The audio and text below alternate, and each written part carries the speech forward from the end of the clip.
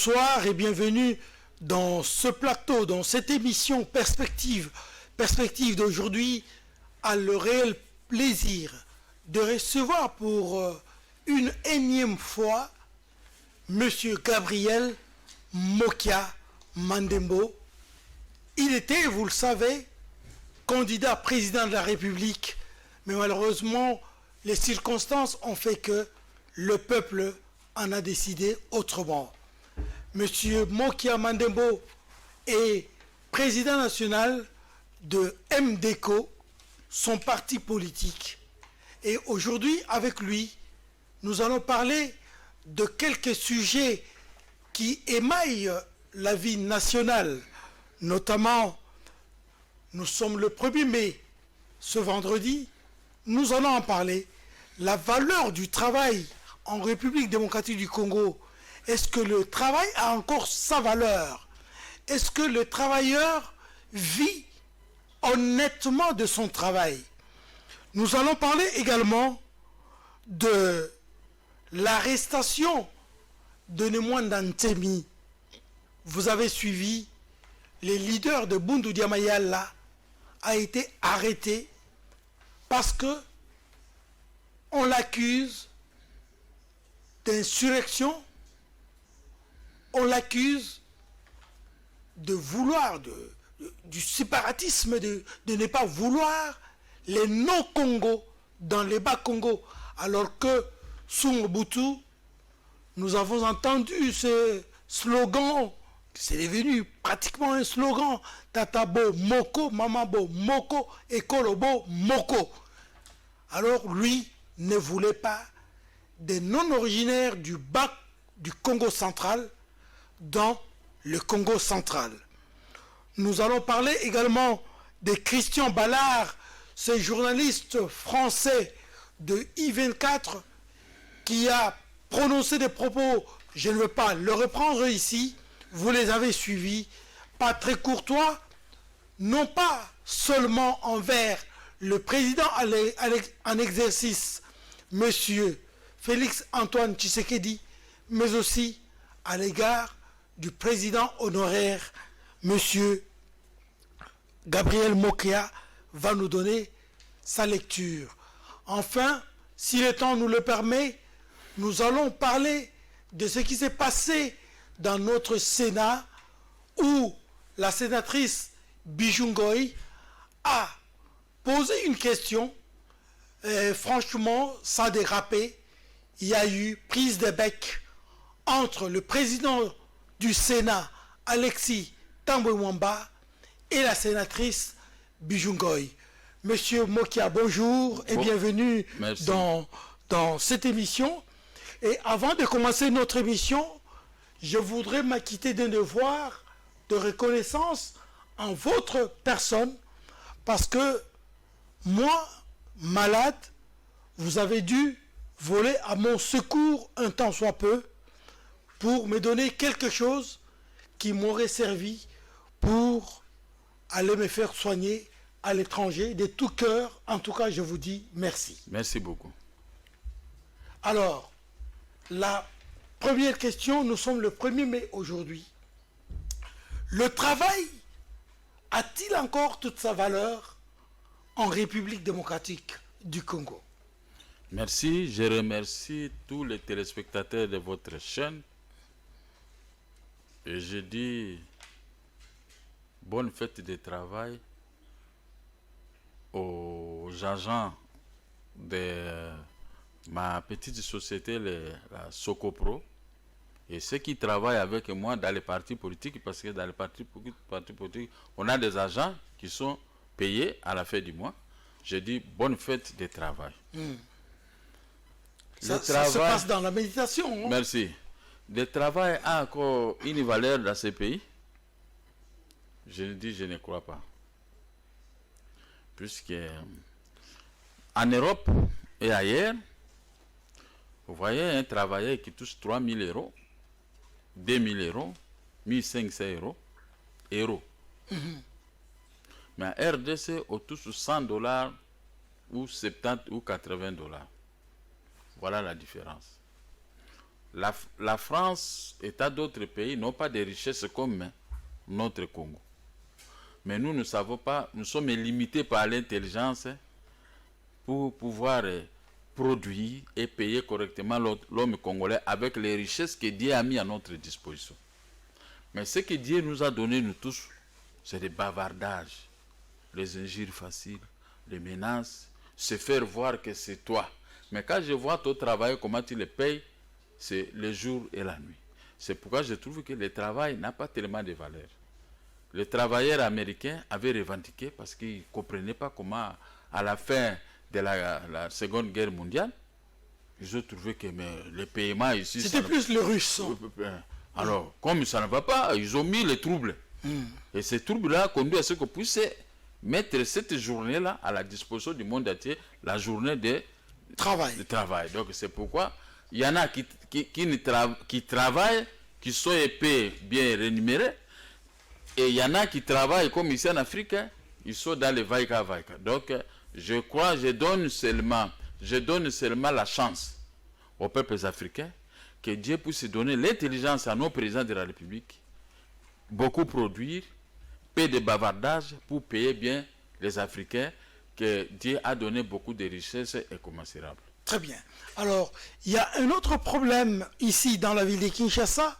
Vous voyez, les taxis, une décision était tombée, mais pour permettre un bon exercice de travail de taxi-humaine, les taxis devraient être colorés en jaune.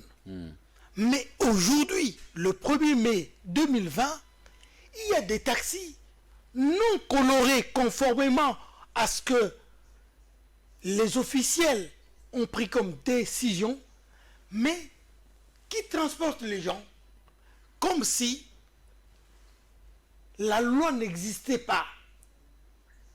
Que doit-on faire, Monsieur Mokia Mandembo? Il faut toujours exécuter ce qui est dit. Mais quand on refuse, cette loi doit se transformer à une punition à l'endroit de ceux-là qui ne respectent pas la loi. Partout au monde. En France, si vous sortez pendant cette période de corona, l'amende est de 135 €. N'est-ce pas? On paye, hein? 135 €. Mais si chez nous, il y a une loi, c'est 5 000 francs quand vous ne portez pas de masque. On trouve ça, c'est trop. Ailleurs, les lois sont respectées. Chez nous, les lois ne sont pas respectées parce que vous trouverez dans ces taxis et taxibus, les propriétaires sont les généraux, les colonels, les majors, les capitaines, les ministres et tant d'autres personnes. Donc, quand le chauffeur sait que ça, c'est une voiture du général, vous l'arrêtez. 2 minutes, le général appelle.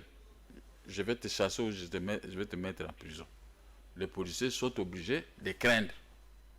C'est pourquoi les lois ne sont pas respectées. Les lois ne sont pas d'application. C'est clair parce que moi-même, je me promène, je vois ce qui se passe sur les grandes avenues. Je dis qu'on est ailleurs, on est dans un autre monde. C'est pourquoi, peut-être, comme nous faisons cette émission, les autorités vont devoir arrêter ces véhicules-là et les mettre à la disposition du gouvernement. Dit, voici, les propriétaires, c'est un général, mais nous sommes les caporaux. Nous ne pouvons pas nous battre avec eux, mais vous-même, vous pouvez vous battre avec eux. Donc, je crois que c'est ça. Oui, c'est un peu comme le chef de l'État actuel avait dit, ah, vous avez beau être mon condisciple, on a étudié ensemble, oui, mais vous tombez dans les travers, le traquenard de la justice, vous faites la prison. Et cela, il avait bien dit, c'est pour tout le monde. Tout le monde. Donc, si c'est Mokia Mandembo qui viole la loi, il va en prison. Moi, j'ai été arrêté. Oui. Le président de la République que je soutiens n'avait pas intervenu. Parce qu'il a voulu que la loi soit d'application. Après vérification, on a trouvé que l'arrestation était beaucoup trop fantaisiste. J'ai quitté la prison. Et je n'avais dit que le chef de l'État n'intervienne pas. Parce que moi, j'ai légaliste. Donc, c'est comme ça. Même ceux qui ont camarades de Nangaï. Vous parlez de quel chef d'État? Je parle des nouveaux chefs de l'État ici. Ah, vous avez été arrêté? J'ai été arrêté. j'ai fait 8 jours en prison pour un accident devant ma parcelle. Mais comme c'était un accident téléguidé, et tout le monde avait compris que non, le problème des maisons, que le Mokia se bat avec des illégaux comme les Moïka Sanji et une dame de tout ça, tous ces gens-là, ils veulent m'arracher les maisons. Vous parlez toujours de vos maisons dans chaque émission que j'ai eu avec vous. Ici, je ne vais pas développer ça, mais ils ont envoyé une fille qui est venue rester devant ma parcelle du matin jusqu'à 15h. Et quand je suis sorti, elle est venue créer des problèmes. On a considéré que c'est moi qui étais fautif. Dans ma parcelle. C'est quel accident ça? J'ai été arrêté. On m'a convoqué au tribunal, au parquet, non, à la police. Je suis allé répondre. On m'a amené au parquet, je suis allé répondre. On m'a amené à Makala.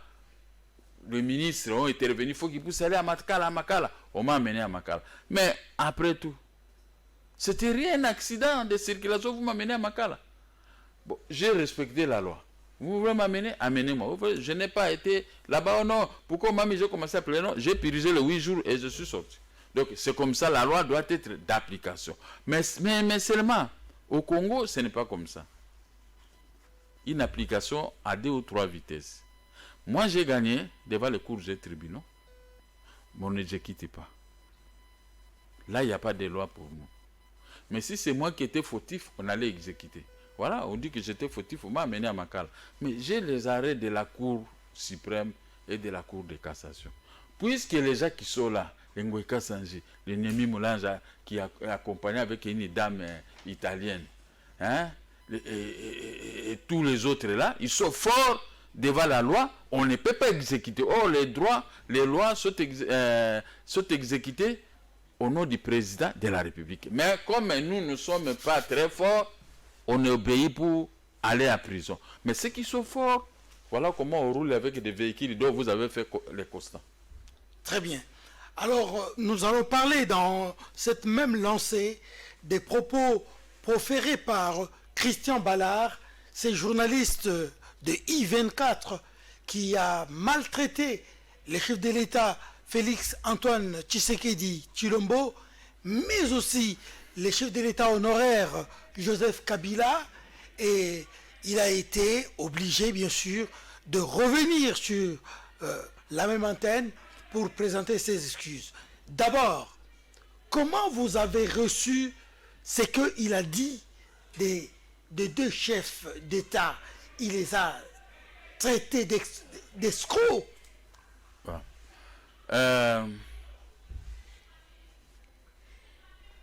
Les journalistes ont confondu la France en RDC. En France, les journalistes ont l'injure facile envers les chefs de l'État. Et même les politiciens entre eux, ils s'injurient facilement. Je me souviens, pendant la campagne électorale, Le Pen a traité Jacques Chirac, répondait à une question des journalistes, il dit Jacques Chirac, non pas seulement un escroc, mais c'est aussi un voleur parce qu'il avait volé à la mairie de Paris. Tout à fait. N'est-ce pas? Alors, ils ont leur compréhension. Jacques Chirac aussi était venu répliquer. En France, c'est comme ça. Sarkozy, quand vous le citez, il vient, il réplique. Et un tel, François Hollande a été cité, il a répliqué. Donc, tous ces présidents qui se sont succédés en France, ils n'ont pas leur langue en poche. Quand vous le frappez, il vient, il frappe. Alors lui, ce journaliste a confondu la France en RDC. Christian Ballard. Christian Ballard. Donc il a insulté le chef de l'État. Il a présenté des excuses. Bon, c'est nous ici, les Africains, nous pardonnons les gens facilement. On n'est pas tellement des rancuniers. Alors, en fait des comptes, que doivent faire les chefs de l'État actuels et même le gouvernement actuel? C'est déjà une victoire qu'ils aient obtenu la présentation publique d'excuses de la part de Christian Ballard, ainsi de suite. Mais dans la suite, que doit-on faire? Non, c'est fini. L'histoire est terminée. C'est terminé. Très bien. Alors, toujours dans la même lignée, nous avons vécu un épisode pas agréable au Sénat. La sénatrice Bijungoy qui demandait au président du Sénat de justifier l'argent dépensé pour la réfection de l'hémicycle du Sénat. J'ai dit tout à l'heure que ça s'est transformé en une prise de bec entre la sénatrice Bijungoy et le président du Sénat, Alexis Thambwe Mwamba. Comment vous réagissez, vous, Monsieur Mokia, vous qui aviez l'ambition de devenir chef de l'État? La dame avait outrepassé, avait dépassé ses propos. Il devait faire une commission, écrire au président du Sénat. D'abord, il faut commencer par là. Justifiez-nous ceci. Ce n'est pas pendant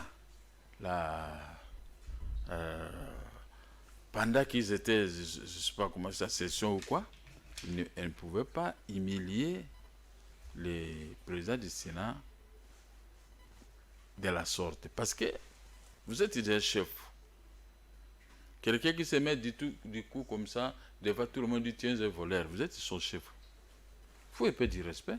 Il faut aller avec les chefs lentement jusqu'au bout.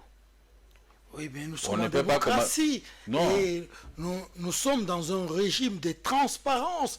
Il faut que, si vous avez reçu 100 millions, montrez-nous que vous avez fait des dépenses de 100 millions. Écrivez, donnez ça à la commission appropriée. Il faut poursuivre votre chef lentement. Mais quand, vous savez, la dignité de l'homme. Thambwe Mwamba, c'est quelqu'un d'une. Quand moi j'étais encore petit, je suivais le nom de Thambwe Mwamba. Il est à Lokimo, il est à ceci, il est à ceci. Il a géré l'argent des millions, pour ne pas dire des milliards, depuis des années. Ce n'est pas un petit garçon. Mais quand vous voulez le faire publiquement justifier les 4 millions de dollars, de la façon dont cette femme a posé la question, c'est pour l'humilier, alors qu'ils sont tous dans le même groupe. Est-ce que c'était pour l'humilier? Oui. Ou est-ce que c'était pour voir clair sur comment cet argent a été géré? On ne peut pas voir clair directement. Et lui, maintenant, il pouvait prendre des papiers. Bon, j'ai acheté 2 sacs de ciment. J'ai acheté 4 sacs de ceci. Non. Vous écrivez, donnez-nous d'abord les dépenses. La liste des dépenses que vous avez faites. Il donne. Donnez-nous ceci. Ici, nous avons compris que c'était 4 millions. Et comment vous avez fait tout ça? La commission maintenant peut se réunir pour donner à tout le monde. Et maintenant, on fait un débat d'ensemble. Mais du coup, de vous-même, vous sortez, vous les frappez pendant qu'il est à tête de présider. Vous les frappez comme ça. Dire la dignité. Ça frapper? Oui, il a frappé la dignité de l'homme. Même si c'était vous, vous aurez dû répondre que c'était un règlement de compte. Vous m'avez invité à Katimuni pour que tu puisses m'offrir une bouteille de champagne. Comme j'ai refusé de vous accompagner, alors maintenant vous êtes venu me frapper devant le monde. Oh, ok. Devant le micro. Est-ce que le président du Sénat devait-il dire tout ça, que vous m'avez invité plusieurs fois chez vous et j'ai refusé, et vous vouliez m'offrir le champagne, j'ai refusé.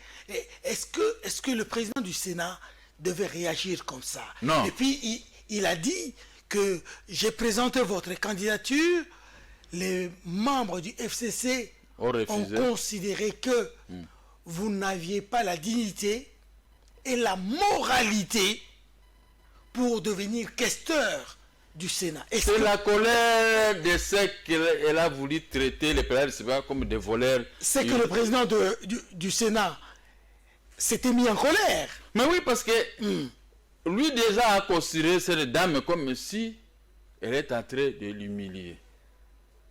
Il faut comprendre le début de l'affaire. Si à l'entrée de jeu, les présidents de séminaire commençaient seulement à dire vous m'avez invité pour prendre une bouteille de champagne, j'ai refusé, et vous avez voulu que je présente votre candidature au niveau des FCC, et là on a refusé, vous n'avez pas de moralité, tout ça. Là, la femme peut se mettre debout pour dire ce qu'elle avait dit. Mais ici, c'est la femme qui avait commencé. Alors l'autre était là silencieux, il a suivi. Après, il a protesté. Mais c'est comme ça. faut toujours répliquer. Donc le président du Sénat a usé de son droit de défense. Droit de défense. Et il a répondu de la manière plus forte. Parce qu'il avait déjà dans sa tête compris que cette dame veut m'humilier. Que j'ai volé l'argent, les 4 millions de dollars.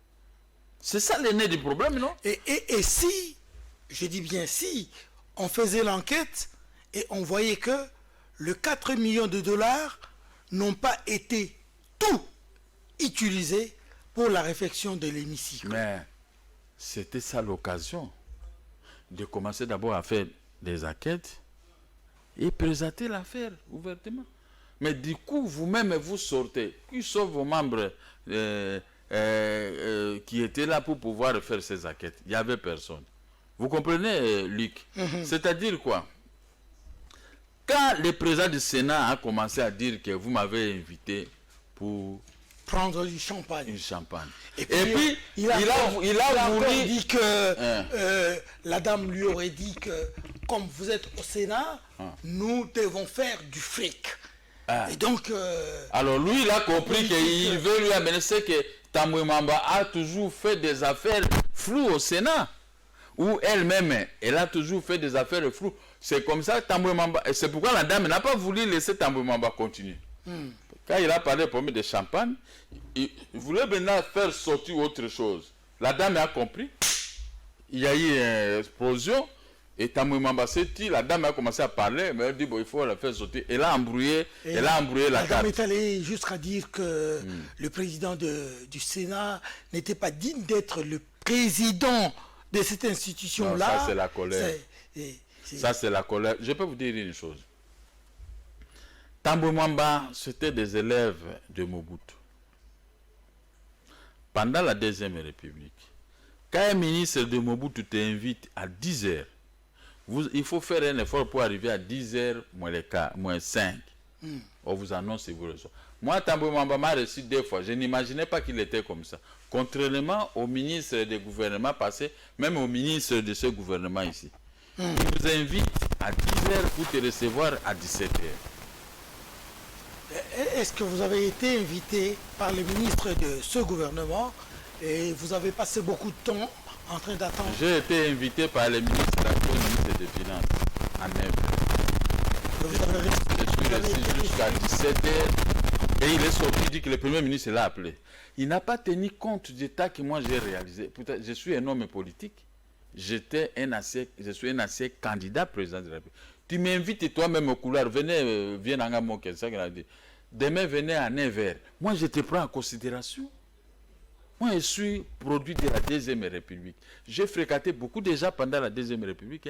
Tu m'invites à 10 heures, moi, la plupart, regardez seulement les gens, beaucoup qui ont travaillé avec Mobutu. Même les ministres actuels, ceux qui ont travaillé avec Mobutu. Si vous parlez avec eux, dites venez à 11 heures. Vous arrivez à 11 heures, ils vous reçoivent. Mais les gens qui ont travaillé avec Joseph Kabila, et ceux qui ont travaillé avec, qui travaillent aussi avec Félix, ils ont leur façon de voir les choses. Ils ne connaissent pas la notion d'air. Vous comprenez? Ils ne connaissent pas la notion d'air. Il peut t'inviter, il dit venez ici, il t'écrit venez à telle heure. Vous venez à 11 heures, il va te recevoir peut-être à 15 heures. Donc, vous voyez, les gens qui n'ont pas d'agenda. Mais Tambwe Mwamba, l'élève de Mobutu, a l'agenda. Moi, il m'a invité à 9 heures un jour pour me dire les dossiers que tu as gagnés à la Cour suprême, RC 2742, ce dossier doit être d'application, doit exécuter. Moi, je dis non, ce type est avec Mobutu. Je suis arrivé à 9 heures moins 5. Vous faites l'éloge de Mobutu parce qu'il est votre frère de l'Équateur. Enlevez d'abord ça. Moi, je dis seulement la façon dont on travaille. Je fais la comparaison. Et je vous donne même, je vous dis, aujourd'hui, il y a le ministre des Finances. Il m'a invité à 9 heures. Je suis resté jusqu'à 17 heures. Il est sorti sans me recevoir. Tu vois les qualités des ministres. Mais Tambwe Mwamba m'invite à 9 heures. Je suis arrivé à 8h55. On a annoncé à 8h juste. Quelqu'un est venu me récupérer, il m'a amené chez lui. À 9h juste. À 9h juste. Et puis, j'arrive, il a tiré les photocopies de mon dossier. Moi, j'ai déposé les originaux. Il a tiré les photocopies de tout ce que j'avais fait. Quand je lui parlais, il jette un coup d'œil, il prend un document, il dit oui, j'en ai. Moi, il dit, vous avez les dossiers, j'ai fait semblant. Il dit oui, c'est ça. Il parlait, je parlais, il fait sortir tel dossier. J'étais resté bouche bée. Voilà un homme bien organisé. Tambo Mamba est bien organisé. Bien organisé. Alors, si cette affaire, si on l'avait contacté par une commission, il aurait dit se préparer et remettre les documents pour qu'on puisse vérifier les dépenses. Mais du coup, tu te mets devant tout le monde. Vous savez, c'est une personnalité politique. Président du Sénat, un père de famille, un homme marié. Deuxième personnalité de la République. Après le président de la République, tu fais semblant de les traiter comme des voleurs. Il a volé 4 millions de dollars. Même si c'était vous, même si c'était moi. J'allais réagir de la sorte. Je ne dis pas que je condamne la dame, mais seulement je dis, c'est son chef. Il y a des manières pour parler à son chef. Il faut préparer. Vous voulez le coincer parce qu'il a volé. Il faut lui amener dans ce terrain-là avec les juristes. Voici ceci, voici cela. Il n'a pas fait ceci. Après, on va publier l'affaire. Mais du coup, comme ça, quand vous les ramassez à la salle, pendant la réunion du Sénat, qu'est-ce que vous voulez? Il doit se défendre. Très bien. C'est comme si on est là avec toi dans une émission. Quelqu'un il vient comme ça, il te donne un coup. Mais tu dois réagir. On ne sait pas les mâchoires à donner ce coup. Qu'est-ce que tu ressens? C'est la même chose. C'est pourquoi vous, personnellement, vous avez réagi autrefois face à M. Yulama. Oui, parce que les injures, écoutez, les injures, moi, je n'ai pas l'art d'injurer les gens. Si tu vois, j'ai injuré une personne, c'est que cette personne m'avait injuré. Et je réplique, j'ai toujours dit, je réplique aux injures. C'est la même chose. Parce que nous sommes ensemble au Sénat. Mais il y a un problème. Mais nous devons poser les problèmes à la commission. Mais qu'est-ce que la République, qu'est-ce que le monde retient de cet épisode malheureux? Il y a un désordre au Sénat.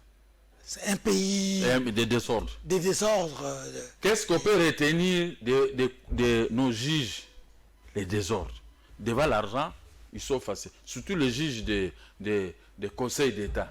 Là, moi, je peux demander à Félix Tshisekedi de revoir les conseils d'État, de prendre les juges qui sont à la Cour suprême. Pas un juge qui vient directement de la Cour d'appel, vous les frappez au conseil d'État. Non. Donc, c'est-à-dire qu'un pays de désordre, un type comme moi, les jours que je vais assumer des responsabilités, je garde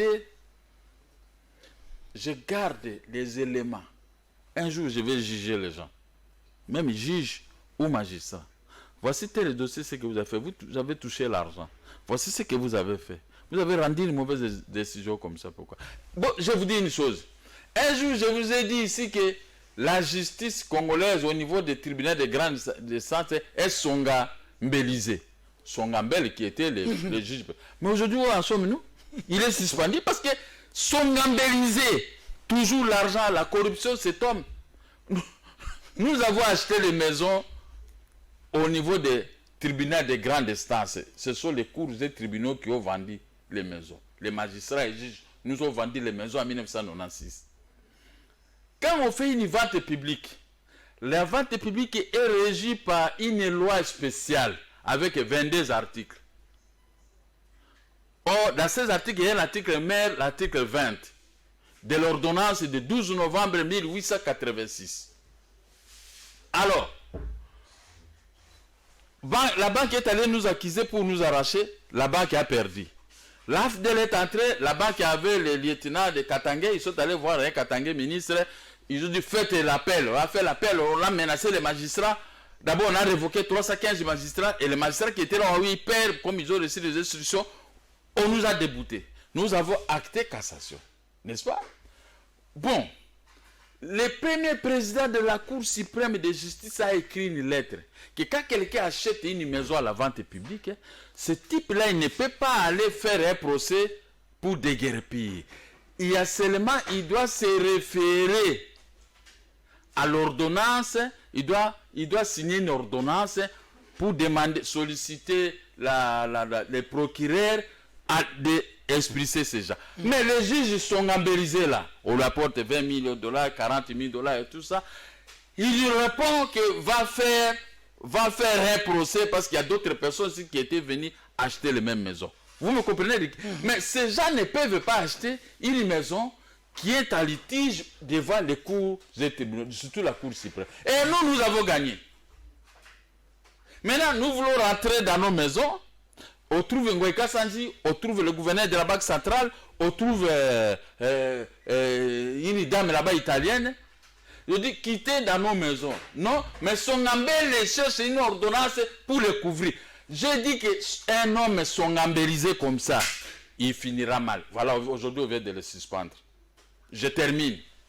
Et moi, j'ai ma parole, j'aime être juste devant Dieu. Un jour, je dis... Vous semblez être satisfait de la suspension de Songambele. Parce que je l'avais annoncé même dans votre micro ici. Peut-être vous avez seulement compris, vous ne connaissez pas ce Songambele là et tout ça. Mais maintenant, il y a un général, lui, il est venu m'arracher une de ses maisons pendant la campagne électorale. Il a envoyé son Audifax Moulenda. Moi, j'ai commencé à passer dans les médias, j'ai dit, Audifax Moulenda est venu m'arracher la maison. Lui est venu m'arracher les maisons. Les gens m'ont compris, ils me menaçaient, nous sommes des généraux, nous sommes des colonels et tout ça. Mais aujourd'hui, les deux là ont été suspendus. Voilà que moi, quand je vous dis une chose dans cette république, je n'ai jamais menti. Je ne suis pas né pour mentir. Regardez Songambele, Moulenda, Louyoyo. Ils sont boutés dehors parce que moi j'avais compris que dans la police, voici les gens qui détruisent l'honneur et la dignité de la police. Devant les cours des tribunaux, voici... Revenons à non-bouton. C'est la même chose. C'est la même chose. C'est-à-dire qu'il faut que le chef de l'État écoute. Tous les magistrats verraient. Il faut les mettre comme les magistrats de la Cour, des conseils d'État. Il faut les mettre dehors. Changer le sentir du conseil d'État pour que les gens trouvent leur compte dans la bonne gestion. Voilà. Okay. Donc on ne peut pas faire des aventures là où il y a les hommes d'État. Les deux là, ce sont les hommes d'État. La dame et le président du Sénat, ce sont les hommes d'État. Mais ils ne peuvent pas se créer des problèmes devant nous, le peuple. Bon, alors, moi je vous ai demandé que la République va retenir quoi? Qu'au sommet de l'État, comme ça, deux acteurs se tiraillent. Le président du Sénat, il avait dit, quand madame la sénatrice parlait, de toute façon, je vais continuer. Et la sénatrice dit, vous n'êtes pas digne d'être président, et ainsi de suite. Mais quelle image nous laissons à notre opinion? Quelle image nous laissons à l'opinion africaine? Quelle image nous laissons à l'opinion mondiale d'une manière générale? L'image de Facebook. Vous avez un Facebook, tu vois comment on nous insulte. C'est ça l'image. Et quand vous voyez les Sénégalais, les gens du Congo-Brazza, les autres personnalités, tout ça, même les Français, ils ne se cirent pas. Mais quand vous lisez ce que les Congolais font dans le Facebook, à mon avis, on doit mettre de l'ordre. C'est ça l'image de Facebook. Des injures, des attaques inutiles. Et pendant que nous traitions dans le Facebook, les Rwandais, les Ougandais, et ils travaillent, ils nous arrachent le pays petit à petit. Nous sommes là, on nous traite de roublards. C'est ça qui s'est passé au Sénat. Un problème qui aurait dû être réglé silencieusement. Et puis, on aurait dû comprendre réellement, est-ce qu'ils ont pris l'argent, ils ont volé l'argent de l'État. Est-ce que c'était correct l'exécution pour les 4 millions de dollars? Mais même, ils se sont embrouillés. Quelle image? L'image de Facebook. Vous avez pris suffisamment du temps pour parler de vos problèmes. Mais maintenant, parlons des problèmes des autres. Monsieur Nemwandantemi a été finalement arrêté par la police et même l'armée. Il a été conduit devant le juge. D'après les dernières informations, il serait conduit dans une institution médicale pour voir est-ce que ça va dans sa tête ou ça ne va pas. Alors, quelle était votre impression, monsieur Mokia Mandembo? Si j'étais juge, j'allais continuer à être juste. Je n'ai pas dit des mensonges devant les juges. Je vous prends témoin. Dernière émission que j'ai réalisée, que tu as réalisée avec moi, vous m'avez posé la même question. Voici ma réponse. J'ai dit, le Mwanasemi n'est pas fou. C'est une haute personnalité du pays. Oui, mais il avait fui la prison. Hein. Il n'y a pas de problème. Donc c'est un récidiviste, un multi-récidiviste. Okay. Parce que chaque fois on l'arrête, il s'enfuit. Et voilà. C'est ça qu'on appelle l'invasion. Le droit de l'invasion est garanti. Un prisonnier est garanti par ses droits. S'il fuit la prison, dépasser 3 mois, il ne peut plus être recherché. Je vous ai répondu à cette question la fois passée. Maintenant, présentement, je vous réponds correctement. Le Mwanasemi, il y a eu des policiers congolais avaient commis les bavires dans les Bas-Congo en ce temps. Lui, il était interdit même dans son village natal. Ils ont tué les gens, les villageois, on a brûlé les villages et tout ça, n'est-ce pas? Ces gens sont venus voir les Mwanasemi, leurs leaders. C'est grâce à vous, voici, nous avons perdu nos enfants, nos femmes, nos chats et nos maisons. Il faut nous donner quelque chose pour commencer à se reconstituer. Les qui suivent-moi très bien.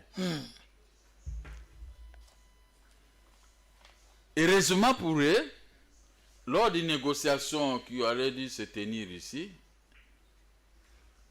l'ancien président de la République, Joseph Kabila, a reçu tous les chefs religieux, il a reçu les politiciens, il a reçu tout le monde, sauf moi.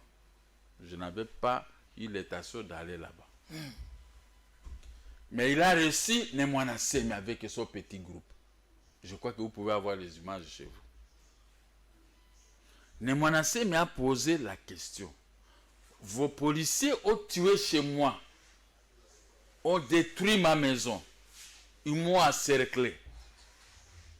Voici la facture, 13 millions de dollars. Lick, n'oubliez pas, je vous avais dit ici dans votre micro, si je cherche chez moi, je peux vous apporter le CD. Le chef de l'État sortant a accepté de payer les 13 millions que le Mwanasemi avait sollicité pour désintéresser ses adeptes et leurs familles. N'est-ce pas? Le Mwanasemi s'est tué. Il a déposé ses armes quand il avait amené l'Indika. N'est-ce pas? Vous connaissez l'histoire d'Indika. Toi, tu m'as posé la question, tu as parlé beaucoup d'Indika ici.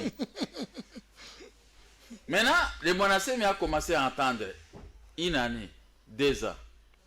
Joseph Kabila n'avait jamais réagi. Et le Mwanasemi a commencé des bruits. Puisque lui aussi, il recevait des menaces de la part de ses adeptes. Sa base. Vous m'avez invité, j'ai dit ici dans votre micro, que Joseph Kabila n'ayez pas peur que si vous donnez moi un chèque de 13 millions, je vais donner à Mwanasemi. N'ayez pas peur que moi, comme vous me devez aussi de l'argent, je ne vais pas saisir.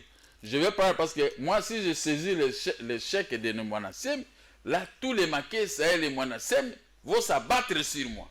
Donc je vais amener ce chèque chez les vieux Mwanasemi. Joseph Kabila a fermé les yeux et les oreilles, n'avait pas répondu. Joseph Kabila est parti. Mais l'affaire de la destruction des loueuses et consorts restait toujours. La demande des adeptes de Mwanasemi si Mwanasemi et Mwanasemi était toujours restée. Maintenant que Félix Tshisekedi est arrivé, le Mwanasemi avait fui la prison. Il s'est évadé. Et il est sorti de lui-même quand il a vu que le fils de Tshisekedi est au pouvoir. Pour les Mwanasemi, ces Congolais ne peuvent pas me tuer, ne peuvent pas me causer du tort. Il est sorti librement, de lui-même. On l'a pris, on est allé le gazer à prison. Comme il avait imaginé que le fils de Tshisekedi ne peut pas lui causer du tort, c'est son père. Tshisekedi, Félix a donné le Tika Yakende. On l'a laissé librement. Mais il est allé rester dans sa maison. Les menaces ont continué contre lui par ses adeptes. Mbongo Lobaka Wapiango. Où est l'argent? Et nous ne pouvons pas continuer à vivre comme ça. Et tout ça. Maintenant, il s'est souvenu que Félix, Tshisekedi lui avait promis 13 millions de dollars. Il a commencé à demander, à se faire un peu de bruit. Et il s'est arrivé ce qui s'est arrivé. Bon, maintenant, dis-moi. Attendez, monsieur Mokia. Qui lui avait promis les 13 millions de dollars? Joseph Kabila. Oui, parce que vous avez dit Tshisekedi. Non, mais la continuité des affaires de l'État, ce n'était pas l'argent de Kabila de ce poche, l'argent de l'État. Kabila est parti, Félix est arrivé, mais il doit continuer à discuter. Mais est-ce qu'il ne devait pas, j'allais dire, civiliser un peu sa démarche? Est-ce qu'il devait faire ça pour chasser les non-originaires dans le Congo central et faire ce qu'on appelle une façon de dire, mais une rébellion? Il n'a jamais chassé, ça c'est une façon de dire, ce sont des pressions contre le pouvoir pour le pays. Nemwanasemi n'est pas Mokia. Moi, on m'a arraché des biens depuis 1999. N'est-ce pas? J'ai été au tribunal, j'ai saisi les cours des tribunaux. Mais maintenant, dis-moi, Nemwanasemi, c'est quelqu'un d'indicat avec sa religion. Moi, je n'ai pas beaucoup d'adeptes comme lui. Moi, je réclame honnêtement auprès des cours des tribunaux. J'ai eu des causes, mais je ne suis pas entré à position. Mais maintenant, il faut des pressions. C'était le problème du gouvernement d'envoyer les gens. Je vois mon jeune frère Olenga Koy, il est tout le temps là-bas chez lui. C'est lui, Olenga Koy, qui aurait dit, allez voir Félix Tshisekedi, voici ce qui s'était convenu avec tel. Il faut commencer à lui donner 1 million, 2 millions, 3 millions. L'argent permet de régler le petit querelle. Le vieux Nemwanasemi, s'il avait reçu 2 millions, 3 millions, pas l'argent qu'on lui a payé au Parlement, parce que ça c'était son salaire, les émoluments. Ça n'a rien à voir. Encore qu'il avait envoyé l'un de ses proches pour aller toucher ces émoluments. Ça c'est autre chose. Ces émoluments n'ont rien à voir avec les revendications de la destruction des tueries de ses adeptes, destruction de sa maison et autres. Cet argent aurait dû servir au paiement de ses adeptes, ceux qui sont morts, les villageois qu'on a détruits. En deux mots, qu'est-ce qu'on doit faire avec Nemwanasemi? Ce qu'on doit faire à Nemwanasemi, c'est ceci. La faute est de part et d'autre. L'État n'a pas voulu régler ses engagements. Lui payer son argent? On a payé son argent. Ça allait lui apaiser. Et maintenant, lui aussi, il a créé cette épreuve de force avec l'État. Donc, l'aider comme État. Oui. Non, mais attendez. Mais comme il a commis cette preuve de force, il est poursuivable par la loi. Ok, il est poursuivable par la loi. Mais voici ce que dit la loi. Pousser quelqu'un à commettre une infraction, c'est une infraction.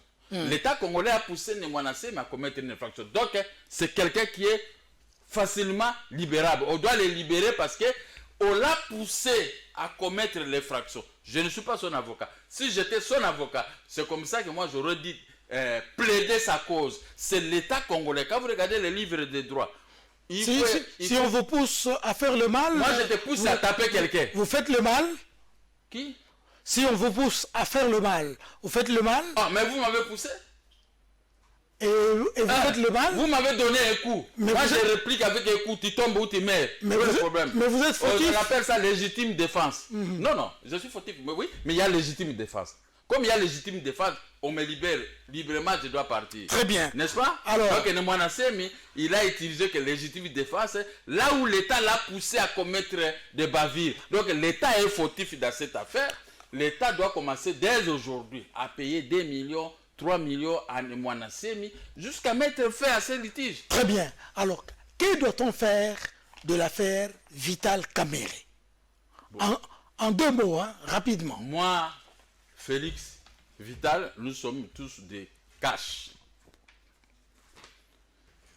Comme il n'y a pas encore de condamnation contre Vital, pour le moment, il est toujours présumé innocent. Donc, je ne peux pas y mettre mon nez, puisque nous sommes tous dans le même groupe. J'attends la décision du juge. Il sera acquitté, il sera condamné, je ne sais pas. Mais comme je ne suis pas magistrat ni juge, je ne peux pas y mettre un avis contre ou pour. J'attends les 11. Très bien. Alors, monsieur, on va terminer par là. Il nous reste à peine 1 minute 30 secondes. Nous sommes en confinement parce que le coronavirus est en train de décimer des gens dans notre pays. Que doit-on faire actuellement? Vous avez vu, en venant ici, il y a des barrages par ici, par là, on doit laisser la voiture plus loin. Que doit-on faire? Ce qu'on doit faire, on nous a demandé, nous tous Congolais, de porter cette masque. N'est-ce pas? Moi aussi, je porte le bien. Vous en avez, parce que nous sommes dans une émission, ce n'est pas la fête du monde. On nous a demandé de porter. Il y a des gens qui refusent de porter. Nous avons commencé par un individu. L'État a failli, il devait automatiquement fermer nos frontières. Mais l'État a laissé, on est arrivé à 20 personnes, 30 personnes maintenant, a fermé les frontières. Mais l'État congolais fait entrer... quelque chose.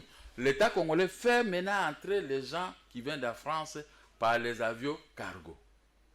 Or que la France... Est-ce que c'est l'État qui le fait? Mais oui, parce que quand l'État ferme les frontières, qui peut aller ouvrir les frontières? Il y a que l'État qui autorise tel avion d'atterrir. Mais ces gens qui viennent avec les corona. Or, les berceaux de corona aujourd'hui, c'est l'Europe. L'Espagne, la France, l'Italie, la Grande-Bretagne. Ça, c'est les berceaux de corona aujourd'hui. Ils sont arrivés à 20 000 morts, 20 000 morts, 20 000 morts, 19 000 morts. Maintenant, l'État congolais a commis l'imprudence. Il devait, dès les premiers jours, l'État congolais s'est comporté comme le président américain Trump. On lui dit, il n'y avait encore rien là-bas aux Américains, mais lui, il vantait l'Amérique. L'Amérique a des armes sophistiquées pour tuer, mais l'Amérique n'a pas des hôpitaux. Voilà l'erreur. On dit, vous pouvez être riche, mais des fois, vous pouvez avoir aussi besoin des services d'un pauvre. N'est-ce pas?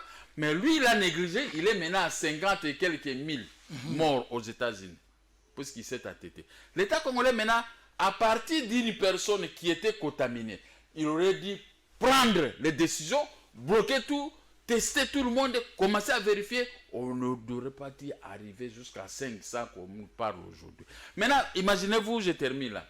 Maintenant, nous sommes à 500. Les 500 ont contaminé combien de personnes? Et ceux qui ont été contaminés ont contaminé combien de personnes? Nous n'avons pas des hôpitaux comme en Europe. Même l'Europe qui a des hôpitaux. Vous avez vu comment par jour 1000 morts, par jour dans un pays 460 morts, 600 morts, 700 morts, 400 morts. Mais ici chez nous, ça sera catastrophique. Puisque nous n'avons rien. À moins que je puisse accréditer la thèse, je dis que ce n'est pas une maladie des Noirs à cause de notre climat. Mais nous sommes déjà atteints à 500 et quelques. Soyez clair, M. Mokia, nous sommes dans une émission. Est-ce que vous êtes d'accord avec cette opinion que non, les Noirs, ça ne les atteint pas à cause du climat, ainsi de suite? Non, je ne suis pas d'accord. Ah, ok, une maladie reste une maladie. Ah donc, mais vous ne devez pas accréditer cette thèse. L'erreur du gouvernement, c'est d'avoir laissé les corona progresser jusqu'à 500 personnes. C'est-à-dire que c'est comme si on n'aimait pas la population de ce pays. Et d'une personne à 500, les 500 ont produit combien de corona? C'est qu'on est déjà dans des 2000, 3000. Et quand maintenant, ça va arriver à l'étape de la mort, ça sera catastrophique pour nous. Ça sera catastrophique. À moins que Dieu, comme nous prions beaucoup, Dieu puisse se mettre fin à cette hémorragie. Parce que l'État congolais a Zamaboko Makasi. L'État ne veut pas faire sortir l'argent pour pouvoir... L'État jusqu'à aujourd'hui a donné qu'un million, oui ça. Hein? Mais si on voit maintenant c'est l'argent qui est volé par tout le monde au Congo, pour faire sortir même 100 millions de dollars, ça coûte combien? Moi, je croyais qu'au Congo, quand les ministres parlent qu'il n'y a pas l'argent dans les caisses de l'État, je crois que c'est une réalité. Maintenant, j'ai compris tout ce que les gens volent, des millions de dollars. Qu'est-ce que ça a à voir avec 1,7 million, 1,8 million qu'on a donné aux gens de Corona? Est-ce que le fait de recourir au médecin Jérôme, qui s'est réfugié à Madagascar, revenir au pays pour soigner les gens contaminés par le coronavirus, est une solution efficace? Ça devait être une solution s'il n'est pas combattu par les gens, les Mouyembe Koso. Parce qu'il est combattu. Or, on dit en français quoi? Toi qui es journaliste qui parle français comme mon épouse. L'union fait la force. Jérôme, Mouyembe et consorts, ils peuvent se coaliser parce que c'est l'intérêt de leur peuple, de la population de leur pays. Mais maintenant, quand nous apprenons que là-bas, on ne veut pas de Jérôme, qui a failli même être tué ici. Mais maintenant, c'est-à-dire que vous voulez que les Corona puissent progresser. Qu'est-ce que vous pouvez avoir comme plaisir? Vous menacez Jérôme. Vous restez maître du lieu, mais vous n'êtes pas capable de guérir.